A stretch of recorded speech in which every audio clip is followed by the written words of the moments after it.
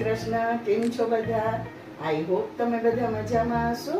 આજે તમારી સાથે શેર કરીશ સાઉથની ફેમસ ડીશ રસમ વડાની રેસીપી. તો ચાલો રેસીપી સ્ટાર્ટ કરીએ. રસમ બનાવવા માટે મેં અહીંયા 4 મોટા ટમેટાં લઈ લીધેલા છે. ટમેટાને આ રીતે આપણે બંને સાઈડથી એટલે કે ચારેય બાજુ કટ મૂકી દઈશું, એટલે આપણા ટમેટાં સરસ રીતે બફાઈ જાય, બોઇલ થઈ જાય, એટલે એની છાલ કાઢવામાં આપણને આસાની રહે. તો આ જ રીતે બાકીના બધા ટમેટામાં કટ લગાવી દીધા છે મેં, તમે જોઈ શકો છો. એટલે તમે છાલ એકદમ આસાનીથી નીકાળી શકશો એની. તો પાણી અહીંયા આપણું ગરમ થઈ ગયું છે. આપણે 4 થી 5 મિનિટ માટે ટમેટાને બોઇલ કરવાના છે. હવે આપણે રસમ માટેનો મસાલો બનાવી લઈશું. ત્યાં સુધીમાં આપણા ટમેટાં પણ બોઇલ થઈ જશે. તમે રસમ મસાલો ન બનાવવા માંગતા હોય તો તમે તૈયાર પેકેટ મળે છે એ પણ લઈ આવી શકો છો. કોઈ પણ નજીકના જનરલ સ્ટોર, કરિયાણા સ્ટોર પર તમને મળી જશે રસમનો મસાલો. તો અહીંયા મેં 1/4 કપ ચણાની દાળ અને 1/4 કપ તુવેરની દાળ લીધેલી છે. બંનેને આપણે સરસ રીતે રોસ્ટ કરી લઈશું, કેમ કે દાળને રોસ્ટ થવામાં થોડો સમય લાગે છે. ગેસની ફ્લેમને મીડિયમ રાખવાની છે અને દાળ એકદમ સરસ ગોલ્ડન બ્રાઉન થાય ત્યાં સુધી રોસ્ટ કરવાની છે. તો અહીંયા આપણી દાળ સરસ રીતે રોસ્ટ થઈ ગઈ. દાળને એક પ્લેટમાં કાઢી લઈશું અને બાકીના બધા મસાલા રોસ્ટ કરી લઈશું. તો અહીંયા હું 3 ટેબલ સ્પૂન આખા ધાણા લઈ રહી છું. એની સામે આપણે 1 ટેબલ સ્પૂન આખું જીરું લેવાનું છે. ધાણાની ક્વોન્ટિટી વધારે રાખવાની છે આપણે, એટલે એનો ટેસ્ટ એકદમ બેલેન્સ થઈ જશે. અને એની સામે 1 ટેબલ સ્પૂન જેટલા આખા મરી લઈ રહી છું અને 1/2 ટેબલ સ્પૂન મેથી લેવાની છે. મેથીનું પ્રમાણ ઓછું રાખવાનું છે, નહીંતર તમારો મસાલો થોડો કડવો બનશે, એટલા માટે મેથીનું પ્રમાણ ઓછું રાખવાનું છે. 15 થી 20 દાણા જેટલી જ મેથી લેવાની છે. તો આપણા અહીંયા મસાલા સરસ રીતે રોસ્ટ થઈ ગયા છે. એને પણ આપણે દાળની સાથે જ પ્લેટમાં કાઢી લઈશું. હવે અહીંયા મેં મીઠા લીમડાના પાન લીધેલા છે, એને પણ આપણે તો લીમડો આપણો એકદમ સરસ ક્રિસ્પી થઈ જાય ત્યાં સુધી રોસ્ટ કરવાનો છે. તમે જોઈ શકો છો આપણો લીમડો એકદમ સરસ રોસ્ટ થઈ ગયો છે. હાથેથી તોડીને જોઈએ તો એકદમ સરસ તૂટી જાય છે. તો હવે એને પણ આપણે બાકીના બધા મસાલા રોસ્ટ કરેલા છે એની સાથે રાખી દઈશું અને 10 મિનિટ માટે ઠંડુ થવા દઈશું. ઠંડુ થાય પછી જ આપણે મસાલાને પીસવાના છે. તો સરસ રીતે આપણું અહીંયા મસાલા બધા જે મિશ્રણ છે એ ઠંડુ થઈ ગયું છે. તો એને એક મિક્સચર જારમાં લઈ લઈશું અને એને દળદરું પીસી લઈશું. એકદમ બારીક નથી પીસવાનું, થોડો કરકરો મસાલો રાખવાનો છે. તો એમાં આપણે ટેસ્ટ માટે કાશ્મીરી લાલ મરચું એડ કરી દઈશું. તમે તમારે જે પ્રમાણે તીખું રાખવું હોય એ પ્રમાણે એડ કરી શકો છો. હું અહીંયા 2 ટેબલ સ્પૂન જેટલું કાશ્મીરી લાલ મરચું પાવડર, 1/2 ટેબલ સ્પૂન હળદર પાવડર અને 1 ટેબલ સ્પૂન ધાણા જીરું પાવડર એડ કરી રહી છું. તો મસાલા આપણે થોડો કરકરો પીસવાનો છે, એકદમ બારીક નથી પીસવાનો. તમે જોઈ શકો છો આપણા આ મસાલાને તમે કોઈ એરટાઇટ કન્ટેનરમાં ભરીને 6 થી 8 મહિના સુધી સ્ટોર કરીને રાખી શકો છો. ટમેટા પણ સરસ બોઇલ થઈ ગયા છે, તો આપણે એની છાલ નીકાળી લઈશું. તો રસમ માટેના આપણા ટમેટા પણ સરસ રીતે બોઇલ થઈ ગયા છે.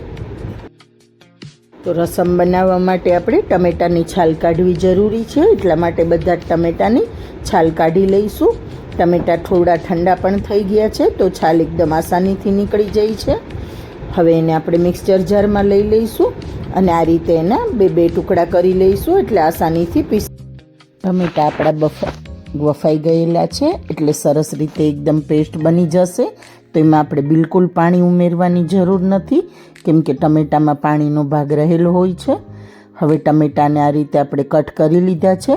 એની અંદર મેં અહીંયા 2 મોટી ડુંગળી લીધેલી છે, એને પણ રફલી ચોપ કરી લીધી છે અને સાથે લીલી મરચી નાખેલી છે અને 12 થી 15 કળી જેટલું આપણે લસણ નાખી દઈશું. તમે મરચી અહીંયા તમારા ટેસ્ટ પ્રમાણે ઓછી વધારે કરી શકો છો. અને એકદમ પતલી પેસ્ટ નથી બનાવવાની, સ્મૂથ પેસ્ટ આ રીતનું પીસવાનું છે આપણે, એટલે કે પલ્સ મોડ પર પીસવાનું છે. તો સરસ રીતે આપણું હવે એક કઢાઈ લઈ લઈશું. એની અંદર આપણે 1 ટેબલ સ્પૂન જેટલું તેલ મૂકી દઈશું અને તેલ સરસ ગરમ થાય એટલે 1 ટેબલ સ્પૂન જેટલું રાઈ અને જીરું મૂકી અને જે આપણે ટમેટાની પ્યુરી બનાવેલી છે એમાં એડ કરી દઈશું. રાઈ જીરું આપણા સરસ રીતે અહીંયા ફૂટી ગયા છે. તો આ પ્યુરી આપણે તેલની અંદર એડ કરી દઈશું અને સરસ રીતે મિક્સ કરી દઈશું. 1 થી 2 મિનિટ સુધી આપણે એને સરસ રીતે સાતળી લઈશું. 1 થી 2 મિનિટ સતળાઈ જાય પછી આપણે એમાં બેઝિક મસાલા એડ કરી દઈશું. અહીંયા મિક્સચર જાર પણ આપણે થોડું પાણી નાખી અને સરસ રીતે એડ કરી દીધું છે, એટલે આપણી પેસ્ટ જે એમાં હોય એ પણ આવી જાય. હવે 1 ટેબલ સ્પૂન કશ્મીરી લાલ મરચું પાવડર, 1/2 ટેબલ સ્પૂન હળદર પાવડર, 1/2 ટેબલ સ્પૂન ધાણા જીરું પાવડર અને સ્વાદ અનુસાર મીઠું એડ કરી દઈશું. ને મસાલામાં આપણે જ્યારે પ્યુરી બનાવી ત્યારે આપણે આદું એડ નહોતું કરેલું, તો અહીંયા હું 1 ટેબલ સ્પૂન જેટલું આદું પણ એડ કરી રહી છું. તો આદુને પણ આપણે એમાં સરસ રીતે મિક્સ કરી લઈશું, એટલે એ પણ સાથે સરસ સતળાઈ જાય.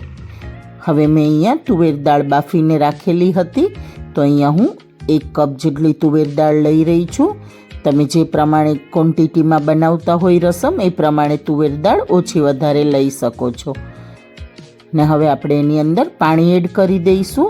પાણી તમારે જે પ્રમાણે રસમ પતલી રાખવી હોય એ પ્રમાણે ઓછું વધારે એડ કરી શકો છો, પણ રસમ થોડી પતલી જ હોય છે, એકદમ ઘટ નથી હોતી. તો અહીંયા મેં આંબલીને 15 મિનિટ પહેલાં જ ગરમ પાણીમાં સરસ પલાળેલી હતી, તો આપણે આંબલીનો પલ્પ નીકાળી લઈશું અને એ પણ એડ કરી દઈશું. અને આપણે જે રસમ પાવડર બનાવીને રસમ મસાલા પાવડર બનાવીને રાખેલો હતો એ પણ આપણે 2 ટેબલ સ્પૂન જેટલો 2 થી 3 ટેબલ સ્પૂન અહીંયા એડ કરી દઈશું. તમે રસમની ક્વોન્ટિટી પ્રમાણે એડ કરી શકો છો. અને જે આપણે આંબલીનો પલ્પ પણ કાઢી લીધો છે તો એ પણ આમાં એડ કરી દઈશું. રસમમાં આંબલીથી ખૂબ જ સરસ ટેસ્ટ આવે છે, તો એ જરૂરથી એડ કરજો. અને એને આપણે 5 થી 6 મિનિટ સરસ રીતે ઉકળવા દઈશું. તમે જોઈ શકો છો અહીંયા આપણી રસમ એકદમ સરસ રીતે થઈ ગઈ છે, એનો કલર પણ ચેન્જ થઈ ગયો છે અને સરસ રીતે કૂક પણ થઈ ગઈ છે. તો અહીંયા આપણે રસમને 5 થી 6 મિનિટ સુધી સરસ રીતે ઉકાળી લીધી છે અને એકદમ સરસ આપણી રસમ તૈયાર થઈ ગઈ છે. તો અત્યારે શિયાળામાં તો રસમ ખાવાની ખૂબ જ મજા આવે છે. તો એકવાર આ રેસીપી તમે પણ બનાવીને જરૂરથી ટ્રાય કરજો. અને એકવાર તમે આ રીતે રસમવડા બનાવી લેશો તો આ તમારી ફેવરિટ ડિશ બની જશે. તો અહીંયા આપણી રસમ સરસ રીતે તૈયાર થઈ ગઈ છે. ઉપરથી આપણે લીલી કોથમીર કાપેલી છે એ એડ કરી દઈશું અને ગેસની ફ્લેમને બંધ કરી દઈશું. તો ગરમા ગરમ રસમવડા ખાવામાં ખૂબ જ ટેસ્ટી લાગે છે. મારા વિડીયો અને મારી રેસીપી જો તમને ગમતી હોય તો વિડીયોને લાઇક, શેર અને કોમેન્ટ જરૂરથી કરજો ફ્રેન્ડ્સ. ચેનલ પર નવા હોય તો સબસ્ક્રાઈબ કરવાનું બિલકુલ ના ભૂલતા. ને મારા વિડીયો જો તમે ફેસબુક પર જોઈ રહ્યા હોય તો પેજને લાઇક અને ફોલો જરૂરથી કરજો. તો ચાલો આપણે હવે વડા બનાવી લઈએ. રસમ તો આપણી તૈયાર થઈ ગઈ છે. તો વડા માટે અહીંયા મેં અડદની દાળ પલાળીને રાખેલી હતી. મેં અહીંયા 3 કપ જેટલી અડદની દાળ 6 થી 7 કલાક પહેલાં પલાળીને રાખેલી હતી. દાળ આપણી સરસ રીતે પલળી ગઈ છે, તો આમાં આપણે એક્સ્ટ્રા પાણી બધું કાઢી નાખેલું છે. હવે આપણે દાળને મિક્સર જારમાં લઈ લઈશું. પાણી આપણે બિલકુલ નથી રહેવા દેવાનું દાળમાં, ફક્ત દાળ જ મિક્સર જારમાં એડ કરવાની છે. એકવારમાં જો બધી ન આવે તો આપણે 2 બેચમાં પીસી લઈશું અને એમાં 2 થી 3 ક્યુબ આપણે બરફના એડ કરી દઈશું, કેમ કે આપણે દાળ ગરમ ન થાય એ વાતનું ખાસ ધ્યાન રાખવાનું છે. અને પલ્સ મોડ પર એને પીસવાની છે, આ રીતની કરકરી પીસવાની છે. તો દાળ આપણી સરસ રીતે પીસાઈ ગઈ છે. તો આ જ રીતે આપણે બાકીનો બેચ જે છે એ પણ પીસી લઈશું. દાળ પીસતી વખતે એ વાતનું ખાસ ધ્યાન રાખવાનું છે ફ્રેન્ડ્સ કે તમારે એકદમ સ્મૂથ પેસ્ટ નથી બનાવવાની, એટલા માટે એને પલ્સ મોડ પર પીસવાની છે. ઓન ઓફ કરીને આપણે મિક્સચરને ચાલુ કરવાનું છે, એટલે તમારું એકદમ કરકરી પેસ્ટ તૈયાર થઈ જશે. અને એમાં જરૂર લાગે તો તમારે 1 થી 2 ટેબલ સ્પૂન જેટલું પાણી એડ કરવાનું, બાકી વધારે પાણી બિલકુલ પીસવામાં એડ નથી કરવાનું. તો અહીંયા આપણી પેસ્ટ સરસ રીતે આપણી દાળ પીસાઈ ગઈ છે. એની અંદર આપણે આદુ મરચાં ઝીણા ચોપ કરીને નાખેલા છે પીસીને. 1 ટેબલ સ્પૂન જેટલું આખું જીરું નાખેલું છે અને આપણે સ્વાદ અનુસાર મીઠું નાખી દઈશું અને એને સરસ રીતે હાથેથી મિક્સ કરી લઈશું.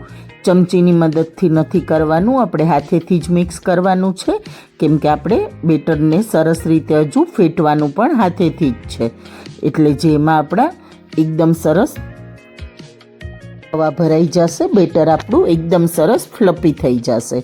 તો અહીંયા આપણે બેટરને 4 થી 5 મિનિટ સુધી સરસ રીતે ફેટવાનું છે, અને તમારું બેટર પરફેક્ટ ફેટાઈ ગયું છે કે નહીં એ ચેક કરવા માટે આ રીતે એક વાટકીમાં પાણી લઈ લેવાનું છે, અને એક આપણે બોલ બનાવી અને એમાં એડ કરવાનો છે. જો તમારું બોલ પાણીમાં ડૂબી જાય તો બેટરને હજુ 2 મિનિટ ફેટવાની જરૂર છે, અને જો બેટર તમારું બોલ પાણીમાં ન ડૂબે તો તમારા બોલ મતલબ કે તમારા વડા એકદમ સરસ તૈયાર છે, બેટર એકદમ પરફેક્ટ ફેટાઈ ગયું છે. તો અહીંયા આપણે તેલ ગરમ મૂકી દીધેલું છે.